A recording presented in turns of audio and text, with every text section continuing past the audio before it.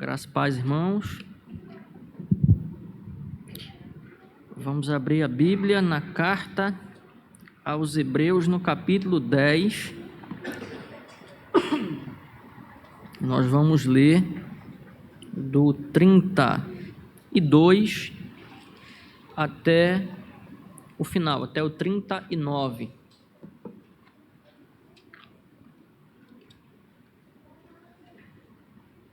Carta aos Hebreus, capítulo de número 10, do 32 ao 39. Lembrai-vos, porém, dos dias anteriores, em que, depois de iluminados, sustentastes grande luta e sofrimentos, ora expostos como em espetáculo, tanto de opróbrio, de tribulações, ora, tornando-vos coparticipantes com aqueles que desse modo foram tratados, porque não somente vos compadecestes dos encarcerados, como também aceitastes com alegria o espólio dos vossos bens, tendo ciência de possuirdes vós mesmos patrimônio superior e durável. Não abandoneis, portanto, a vossa confiança, ela tem grande galardão. Com efeito, tendes necessidade de perseverança, para que, havendo feito a vontade de Deus, alcanceis a promessa. Porque ainda dentro de pouco tempo, aquele que vem virá e não tardará. Todavia, o meu justo viverá pela fé e, se retroceder, nele não se compraz a minha alma. Nós, porém, não somos dos que retrocedem para a perdição, somos, entretanto, da fé para a conservação da alma. Eu vou convidar o presbítero Osmar, que nos eleve a Deus uma palavra de oração.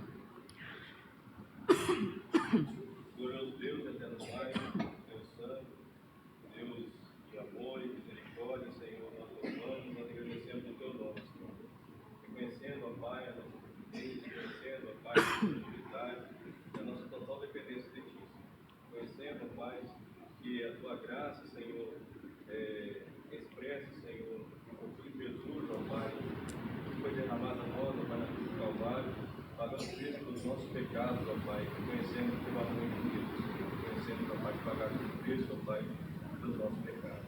Soberano Deus, rogamos agora, ó Pai, que vem, Senhor, esteja abençoando, ó Pai, o servo Gerson, ó Pai, o seu Gerson, Pai, que esteja iluminado, Pai, pelo teu Espírito, ó Pai, que possa transmitir, ó Pai, a igreja, Senhor, a tua palavra. Soberano Deus, esteja abençoando, ó Pai, a tua igreja, para que cresça na graça e no conhecimento de ti. Quero a sua palavra em nome de Jesus. Amém. Ainda esta semana eu mencionei uma frase aqui na igreja, muito conhecida e, a meu juízo, muito apropriada, que diz o seguinte: tempos difíceis fazem homens fortes. A ideia, transmitida por essa frase é que tempos muito abençoadores, tempos de grande prosperidade, tendem a levar as pessoas a uma certa letargia, a uma certa frouxidão. Então, os tempos trabalhosos, os tempos em que as tribulações batem à porta da nossa vida, de alguma maneira contribuem para que nós possamos crescer como pessoas, para que indistintamente o nosso valor ele seja percebido. E no caso muito específico aqui da religião cristã, a nossa fé ela possa provar a sua autenticidade. A história da igreja, ela nos fala sobre os mártires. Existe até um livro, o livro dos mártires. Existe um outro livro muito famoso, Os Mártires do Coliseu. Há muitos anos atrás, o historiador metodista Justo Gonzalez escreveu uma história da igreja em 10 volumes. E o primeiro volume é A Era dos Mártires. E quem foram os mártires? Foram aqueles que, ao custo de muita dor, de muito sofrimento, de muito derramamento de sangue e da perda da própria vida, não negaram a fé, não sucumbiram diante da proposta tentadora de abandonar a fé em Cristo e assim serem soltos, e assim serem postos em liberdade, em assim terem as suas vidas preservadas. Sempre que eu penso nos mártires, a primeira pessoa que me vem ao coração é um pai da igreja chamado Orígenes.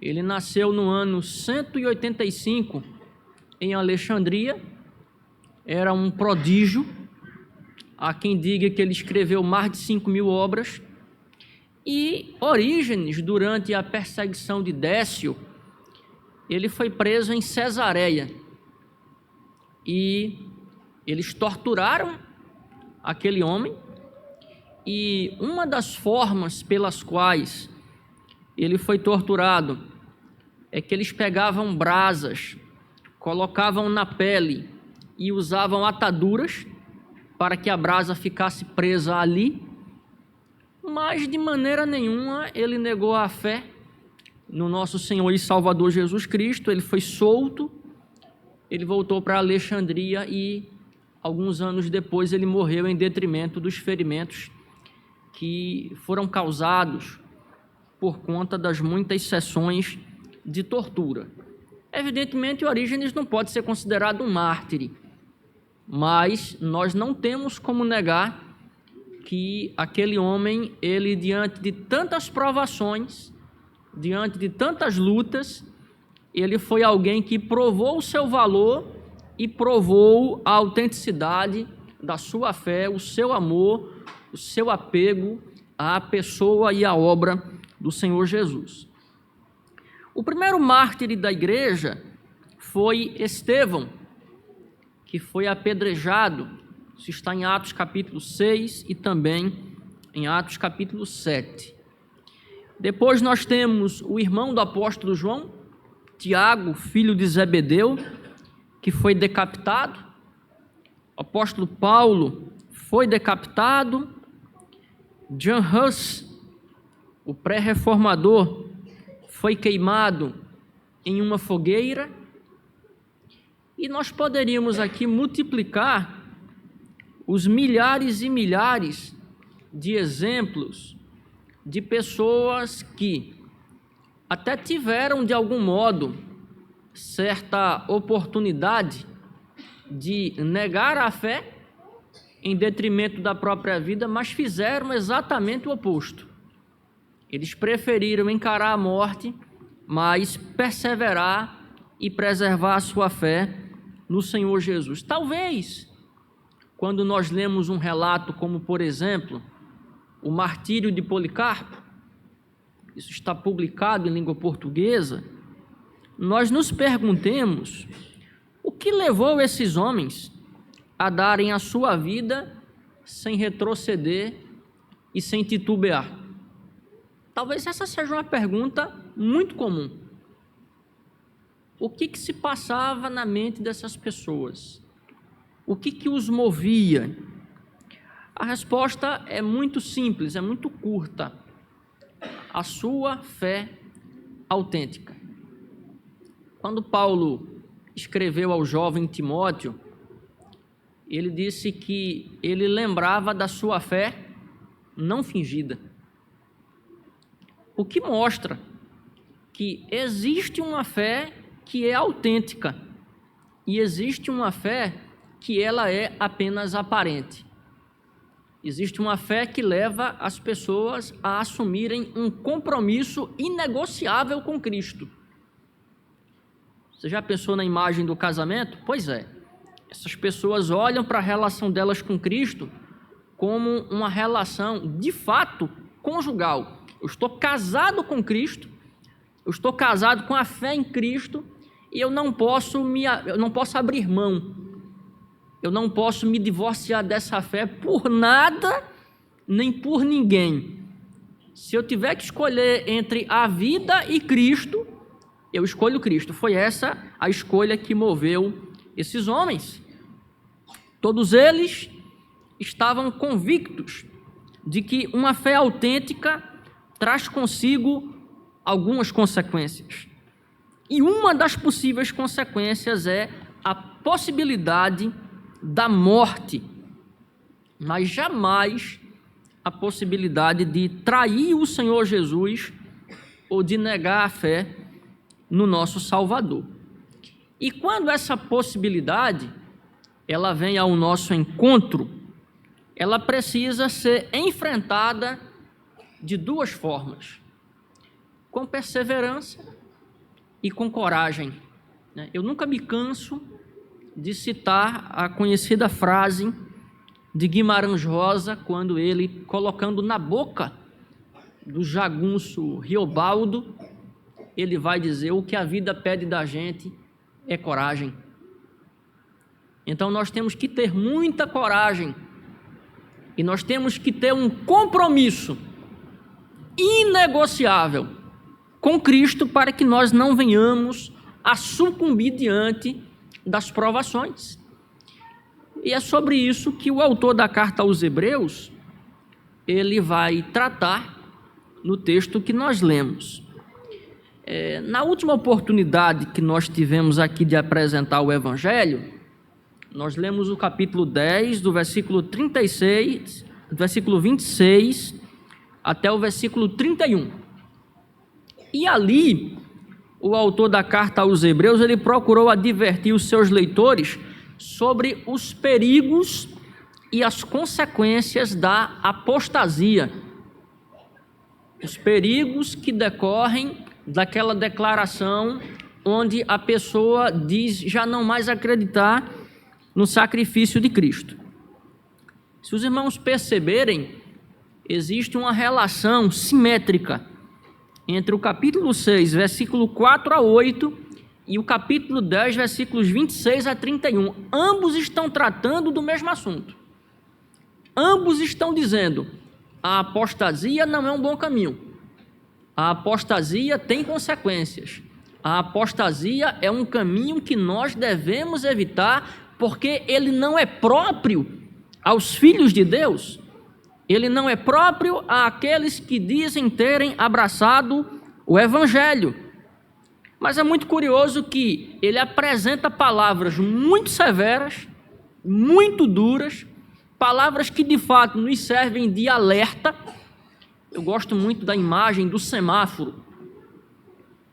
Eu digo que Hebreus capítulo 6, versículos 4 a 8, Hebreus capítulo 10, versículos 26 a 31, é como o sinal vermelho. Não ultrapasse, não vá além, não ouse ir além, porque as consequências, elas não serão boas.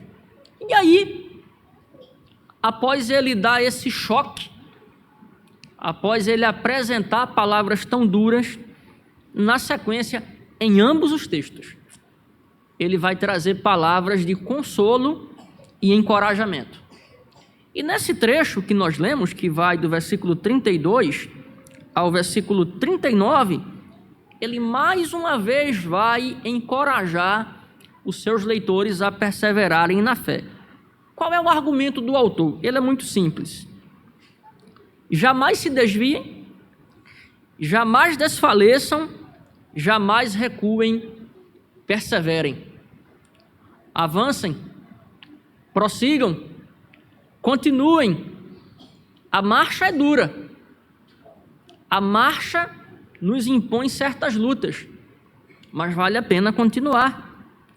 Ele estava ciente que muitos dos judeus convertidos ao cristianismo cogitavam a possibilidade de retornar ao judaísmo em detrimento das tribulações e perseguições que eles passaram a experimentar por conta da sua conversão.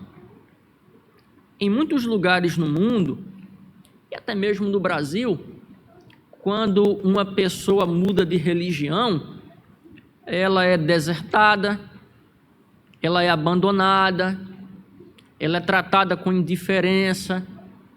As pessoas passam a dirigir-lhe um tratamento absolutamente hostil. E sabe o que acontece? Algumas pessoas se deixam afetar. Algumas pessoas se permitem serem afetadas. Por que eu estou dizendo se permitem serem? Porque eu posso não me deixar abater por essas coisas. Quando nós fazemos a profissão da fé e que nós resolvemos seguir Jesus, nós temos que lembrar da sua palavra. Aquele que não deixar pai, aquele que não deixar mãe, aquele que não abandonar a família, aquele que não se desfizer do passado por amor a mim, não é digno de mim. Então, ele nos convida para uma caminhada onde a prioridade é ele, onde a nossa vida é vivida em função dele. É para ele que nós estamos correndo, é para ele que nós vivemos, é em função dele, e não em função disto ou daquilo, e não em função das dores e das provações pelas quais nós, lamentavelmente, temos que passar enquanto aqui estivermos. De forma pastoral, o autor da carta aos Hebreus os anima para que, firmados na fé em Cristo e em seu sacrifício, eles enfrentassem as tribulações com alegria. Ele vai dizer: o justo viverá pela fé. Viver pela fé implica em desafios, e Deus nos chamou não apenas para viver pela fé, Ele também nos chamou para sofrer pela fé, para sofrer por amor a Cristo. E é sobre essa palavra de encorajamento que eu quero convidar os irmãos a meditarem comigo, sobre mantendo uma fé autêntica em meio ao sofrimento. Prestem muita atenção ao tema, mantendo uma fé autêntica em meio, ou seja, passando, atravessando o sofrimento, cercado pelo sofrimento. Como manter uma fé autêntica em meio ao sofrimento? Vejam, em primeiro lugar, cristãos autênticos, eles perseveram em meio ao sofrimento. Veja o que ele vai dizer do versículo 32 ao versículo 34. Lembrai-vos, porém, dos dias anteriores, depois de iluminados, sustentastes grande luta e sofrimentos. Aí ele agora vai qualificar, ele vai tipificar que tipo de sofrimentos eram estes. Ora expostos como em espetáculo, tanto de opróbrio quanto de tribulações, ora tornando-vos coparticipantes com aqueles que desse modo foram tratados, porque não somente vos compadeceste dos encarcerados, como também aceitastes com alegria o espólio dos vossos bens, tendo ciência de possuir de vós mesmos patrimônio superior e durável. Então, a primeira coisa que ele vai mostrar para nós aqui é que uma fé autêntica, ela é uma fé que, quando o sofrimento bate à sua porta, a resposta dele é a perseverança. Por que isso é importante? Porque tem pessoas que a única coisa que elas sabem fazer é reclamar. Existem pessoas que, diante da experiência do sofrimento, elas não param para meditar que outras pessoas estão sofrendo, que outras pessoas estão sofrendo muito mais e que outras pessoas precisam de encorajamento. Então, eu tenho falado aqui, Você não pode atrofiar e nem pode hipertrofiar as coisas.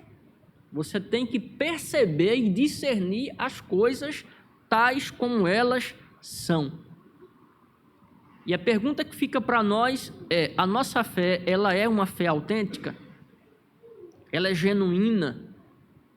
Quando provada na fornalha da aflição, ela vai se mostrar real ou ela vai se mostrar miragem? Essa é a pergunta que nós temos que nos fazer. Se nós fôssemos colocados agora diante de uma onda de perseguição, como aquela que Décio ou como aquela que Diocleciano moveu contra a igreja, qual seria a nossa atitude? Vamos nos esconder como covardes? Ou nós vamos enfrentar o problema e vamos até as últimas consequências por amor a Deus e por amor ao Senhor Jesus Cristo? Nesse trecho, o autor descreve a autenticidade da fé dos seus leitores, uma autenticidade que lhes custou caro. Ao longo desses 3 versículos, o autor ele cita algumas provações que eles experimentaram. Olha a expressão que ele usa: grande luta e sofrimentos. E ele vai dizer: lembrai-vos, porém, dos dias anteriores, em que depois de iluminados. Essa expressão iluminados aqui, muito provavelmente, é uma alusão ao batismo. E o que é o batismo? O batismo é uma declaração pública da fé em Cristo. O batismo ele é um atestado público de que o compromisso com Cristo ele foi selado. E nós estamos falando da experiência do primeiro século, onde a igreja estava sofrendo perseguição, onde qualquer associação com a pessoa de Cristo poderia implicar na própria morte. Então, o autor da carta aos Hebreus, ele está dizendo o seguinte, que essas pessoas, naquele estágio inicial, que nós chamamos o primeiro amor, as primeiras obras, o período de conversão, eles tiveram que travar um combate muito duro. E ele diz aqui: sustentastes grande luta e sofrimentos. Qual é a imagem que o autor traz para o texto? É a imagem de um campo de batalha. É a imagem de um guerreiro que, munido das armas espirituais, ele se vê cercado de inimigos e ele, como um peregrino, que é o que de fato nós somos, mas ao mesmo tempo como um guerreiro, ele tem o dever e ele tem a função de combater. Ou seja, o autor se vale de uma imagem bélica para expressar a intensidade da luta experimentada e da bravura daqueles irmãos. Por isso que a gente sempre olha para trás, né? Por que quando a gente lê o capítulo 11 da carta aos Hebreus, a gente sempre lembra, né, daquela conhecida frase, os heróis da fé? Porque eles lutaram, eles perseveraram, eles continuaram, eles tiveram os seus problemas, mas eles não pararam, eles não retrocederam, né? Eu sempre digo o seguinte: você pode até retroceder, você pode dar um passo atrás, para que depois você dê 2 passos adiante. É como um jogador de xadrez, é o tempo todo olhando para frente, é o tempo todo pensando em avançar. Em suas palavras, aqueles irmãos, eles haviam sido iluminados e mesmo no início da fé, passando pelas provações que passaram, eles não se deixaram ser abatidos. Aí ele vai falar da perseguição, ele vai falar do escarnecimento público, ele vai falar sobre o saque dos seus bens, e tudo o que as perseguições implicavam não roubaram deles a fé e a solidariedade. Por quê? Porque quando eles não estavam sofrendo perseguição, eles se compadeciam daqueles que estavam atravessando perseguição. E mais, eles se lembraram dos encarcerados, cumprindo a palavra do nosso Senhor, porque Cristo disse, uma palavra de alerta, né? Tive fome e não me destes de comer. Tive sede, não me destes de beber. Estive nu, não me vestistes. Estive enfermo, não foste ver-me. Estive preso e não me visitaste. Aí o indivíduo, de maneira cínica, ele vai dizer: mas Senhor, nós te amamos. Como é que nós faríamos isso ao Senhor? Como é que nós jamais, Senhor, nós faríamos isso a ti? Como foi que nós fizemos isso quando vocês se esqueceram de um dos pequeninos? Então, esses irmãos aqui, cientes da palavra do nosso Senhor, eles se lembraram dos encarcerados.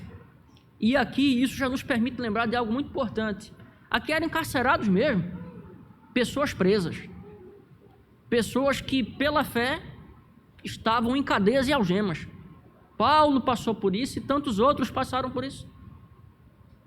Mas hoje a gente tem, por exemplo, pessoas enfermas, pessoas desoladas, pessoas que estão em casa, amarguradas, pessoas que não estão passando por um momento bom. A pergunta é: a gente está visitando essas pessoas?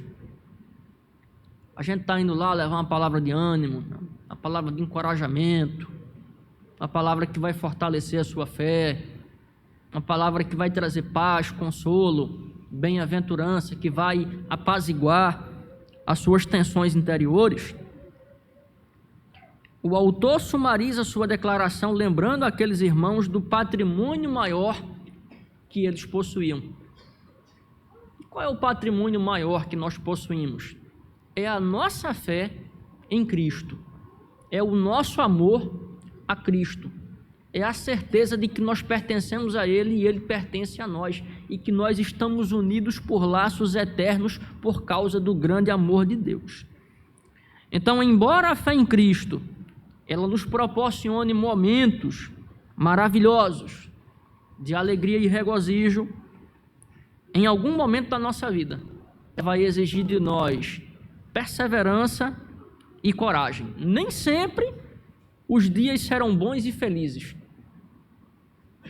Para pegar a imagem da natureza, nem sempre o dia será ensolarado. Haverá dias de chuvas muito ácidas, de ventos muito impetuosos, e nós precisaremos perseverar na fé exatamente aí. Perseverar na fé quando o sol dá os seus raios, né? O seu brilho, o seu fulgor, é muito bom. Mas quando um dilúvio se abate sobre a nossa vida, é exatamente aí que nós temos que provar a nossa fé e perseverar, por amor a Deus e por amor a Cristo.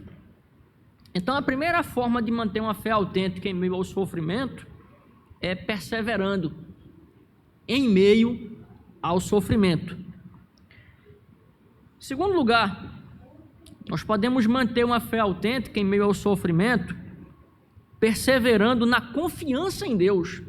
Versículo 35, ele diz: não abandoneis, portanto, esse portanto é extraordinário, a vossa confiança, ela tem grande galardão.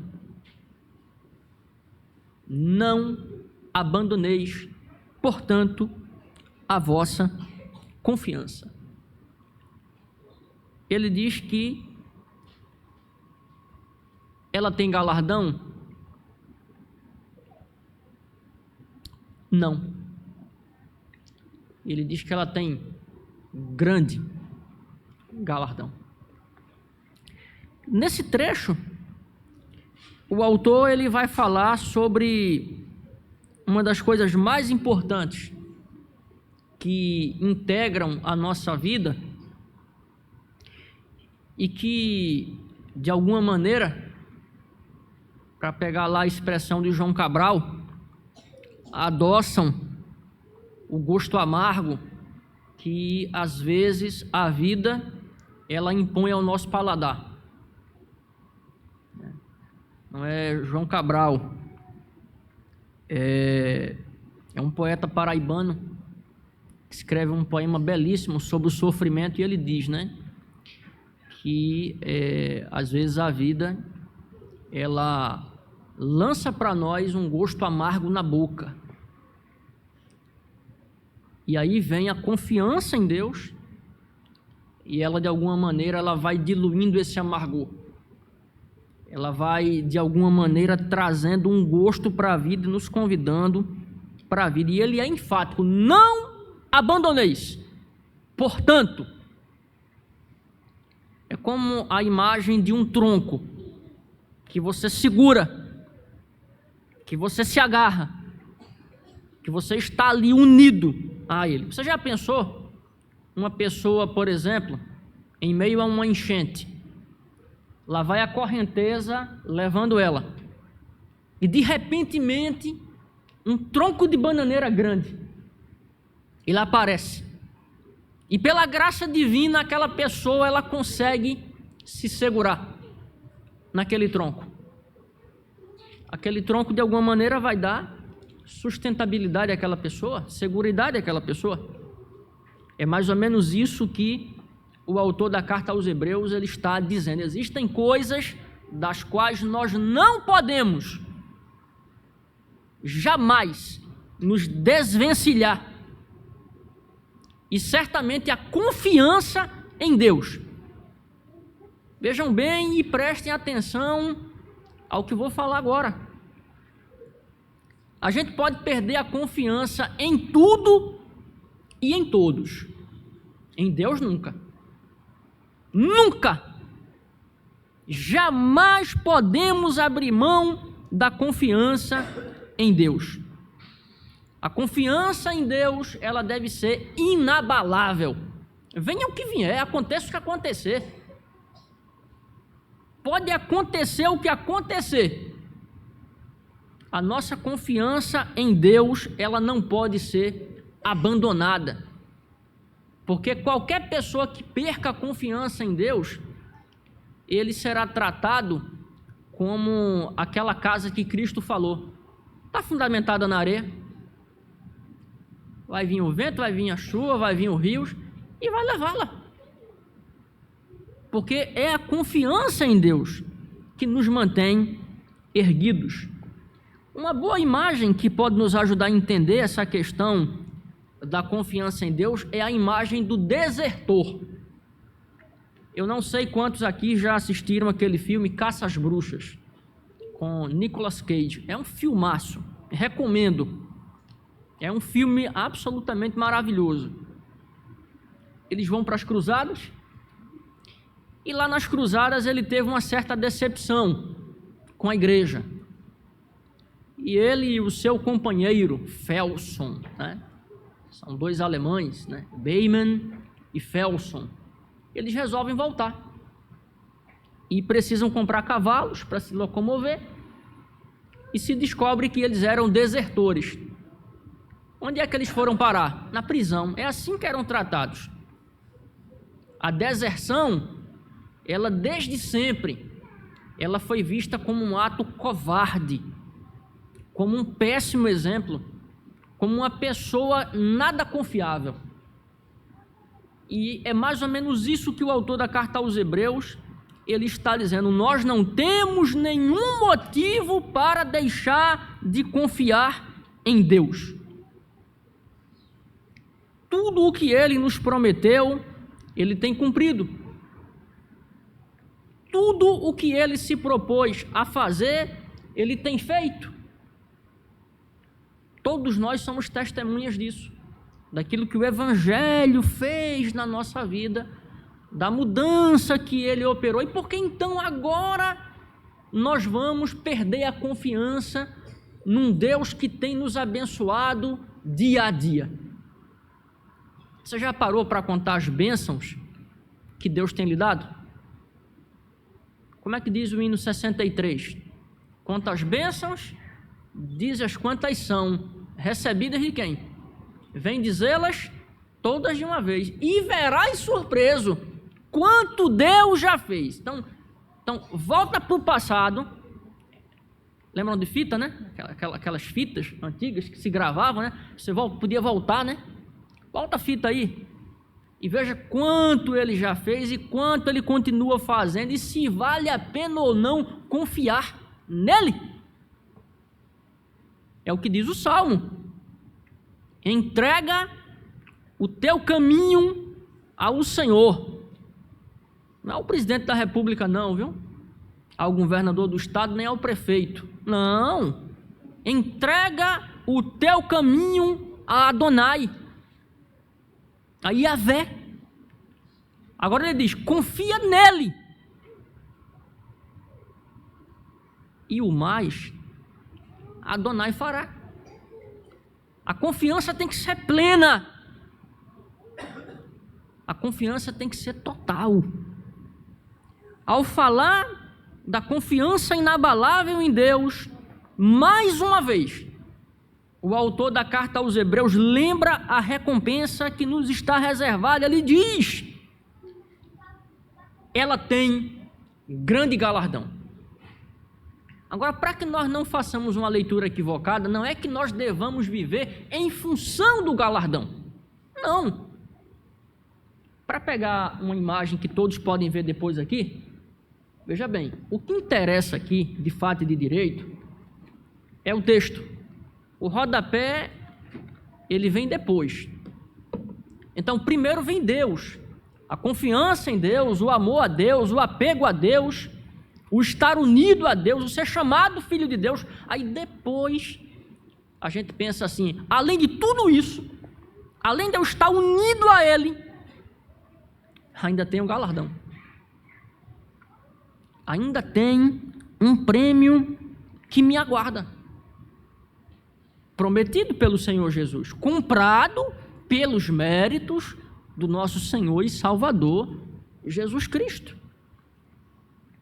Eu tive o cuidado de transcrever aqui o trecho de um hino que fala sobre essa relação entre confiar no Senhor, esperar no Senhor e ao mesmo tempo alimentar a esperança de que Ele vai nos recompensar. O texto diz assim, espera no Senhor sem desistir, na certeza de que Ele não falha, tudo Ele já preparou, seu amor nunca mudou.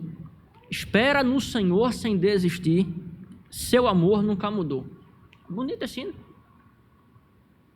Então, nós precisamos a cada dia alimentar mais e mais a nossa confiança em Deus.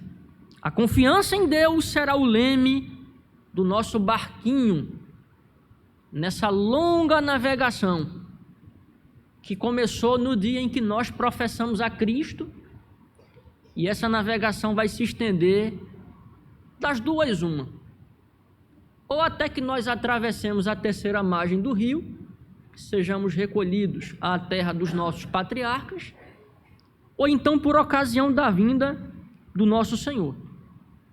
Mas confie no Senhor.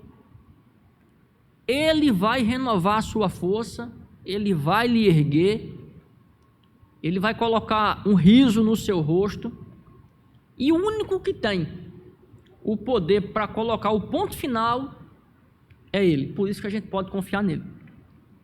Então, como é que nós podemos, manter uma fé autêntica em meio a um sofrimento? Em primeiro lugar, perseverando em meio ao sofrimento. Em segundo lugar, perseverando na confiança em Deus. Em terceiro lugar, perseverando tendo em vista a vinda de Cristo. Olha o que ele vai dizer do versículo 36 ao versículo 39. Com efeito, tendes necessidade de perseverança. Interessante que ontem o pastor pregou sobre esse texto, especificamente sobre essa expressão. Para que, havendo feito o quê? A vontade de Deus. A vontade de Deus. Alcanceis a promessa. Porque ainda dentro de pouco tempo, aquele que vem virá e não tardará.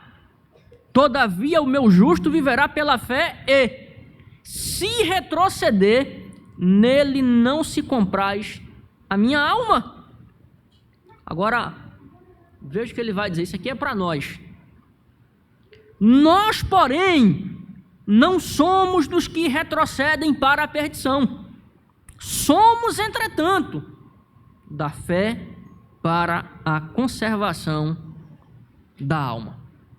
Então vejam, ele falou no versículo 34 e no versículo 35 sobre a entrega do galardão, o galardão que nos está reservado, o patrimônio que nos está reservado.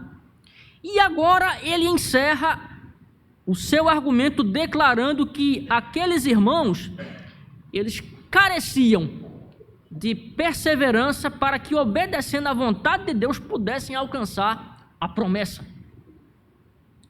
Olha que coisa interessante. Com efeito, tendes necessidade de perseverança.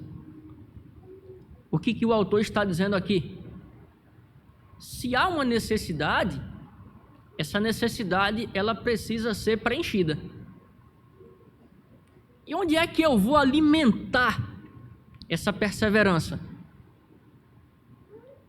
A gente vai alimentar essa perseverança justamente olhando para o amanhã, olhando para o horizonte, na certeza de que Cristo, ele vai voltar. Quando eu era membro da Assembleia de Deus, as crianças cantavam uma música da cantora Shirley Cavalhais, que falava do coral. Eu vou cantar naquele lindo coral, quem é que vai cantar naquele coral? Eu vou cantar naquele lindo coral, você também vai cantar. E eu olhava para o rosto das crianças, elas achavam aquilo engraçado, uma música bonitinha. E um dia, uma criança chegou perto de mim, eu gostava muito dele, ele era filho de um irmão lá da igreja, e ele falou para mim assim: irmão Jefferson, Jesus vai voltar e nós vamos cantar naquele lindo coral. Eu digo, nós vamos cantar naquele lindo coral, porque Jesus vai voltar. E ele saiu rindo, eu achei aquilo uma coisa tão bonita, eu nunca esqueci dessa cena, né? Mas é isso mesmo, Jesus vai voltar. Que as pessoas acreditem ou não, né? Há quem diga assim, há tanto tempo a igreja tem pregado, há tanto tempo se fala que ele vai voltar e ele não voltou ainda. Olha o que o texto vai dizer, porque ainda dentro de pouco tempo. Hoje de manhã, nós estudamos uma lição que falou exatamente sobre isso, sobre fazer a vontade de Deus, né? Esperar na vontade de Deus, esperar no tempo de Deus, não tentar ajudar a Deus, porque Deus não precisa de ajuda, né? Para que a promessa seja alcançada, presbítero Hidalgo. E ele diz aqui, para que havendo feito a vontade de Deus, alcanceis a promessa. Qual é a promessa? Ele diz, porque ainda dentro de pouco tempo aquele que vem virá.